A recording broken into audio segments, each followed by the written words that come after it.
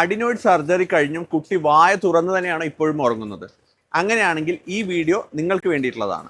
പല മാതാപിതാക്കളും തെറ്റിദ്ധരിക്കുന്ന ഒരു കാര്യമുണ്ട്, സർജറി കഴിഞ്ഞാൽ കുട്ടിയുടെ മൗത്ത് ബ്രീത്തിങ് ഒറ്റയ്ക്ക് മാറുമെന്നുള്ളത്. എന്നാൽ ചില കുട്ടികളിൽ ഇത് എന്തുകൊണ്ടാണ് മാറാത്തത്, അല്ലെങ്കിൽ എന്തുകൊണ്ടാണ് ഇത് സംഭവിക്കാത്തതെന്ന് നമുക്കൊന്ന് നോക്കാം. അഡിനോയിഡ് സർജറി ഒരു തടസ്സം നീക്കുന്ന സർജറിയാണ്, അല്ലാതെ ശ്വസിക്കുന്ന രീതി മാറ്റാൻ വേണ്ടിയിട്ടുള്ളതല്ല. ഒരു കുട്ടി മാസങ്ങളോ അല്ലെങ്കിൽ വർഷങ്ങളോ ആയി വായിലൂടെ തന്നെ ശ്വസിക്കുകയാണെങ്കിൽ നമ്മുടെ ബ്രെയിനിന് അതൊരു നോർമൽ ബ്രീത്തിങ് ആയി പലപ്പോഴും തോന്നി അങ്ങനെയായി മാറുന്നുണ്ട്. അതുകൊണ്ട് തന്നെ അഡിനോയിഡിന്റെ സർജറി കഴിഞ്ഞാലും അവിടുത്തെ തടസ്സം മാറിയാലും കുട്ടി വായിലൂടെ തന്നെയാണ് ശ്വസിക്കുന്നത്. കാരണം മാറേണ്ടത് അഡിനോയിഡ് മാത്രമല്ല, ശ്വസിക്കുന്ന രീതി കൂടിയാണ് മാറ്റേണ്ടത്. പക്ഷേ അതുമാത്രമല്ല, പല കുട്ടികളിലും മൗത്ത് ബ്രീത്തിങ്ങിന്റെ കാരണം അഡിനോയിഡ് മാത്രമായിരിക്കണമെന്നില്ല. ഇതിൻ്റെ കൂടെ പലപ്പോഴും കുട്ടികൾ അലർജിക് റൈനൈറ്റിസ് ഉണ്ടെങ്കിൽ കുട്ടികൾ ഇങ്ങനെയാവാം.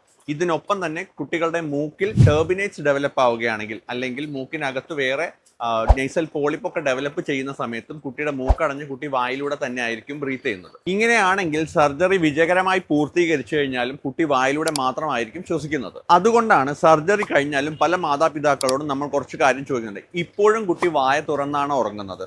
രാവിലെ എഴുന്നേൽക്കുന്ന സമയത്ത് കുട്ടിയുടെ വായ വരണ്ടിരിക്കുന്നുണ്ടോ?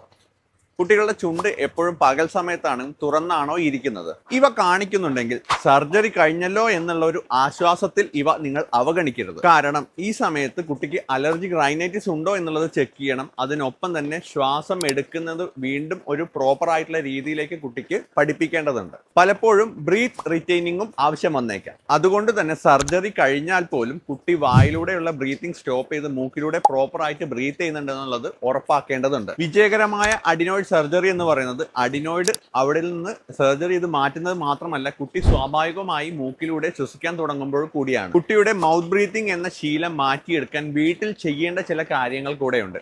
അടുത്ത വീഡിയോയിൽ അത് എന്തൊക്കെയാണെന്ന് ഞാൻ പറഞ്ഞു തരാം. അലർജിയെ പറ്റിയും അഡിനോയിഡ് ഹൈപ്പർട്രോഫിയെ പറ്റിയിട്ട് കൂടുതൽ ഇൻഫർമേഷൻസ് ലഭിക്കാൻ വേണ്ടിയിട്ട് ഈ പേജ് ഒന്ന് ഫോളോ ചെയ്യുക.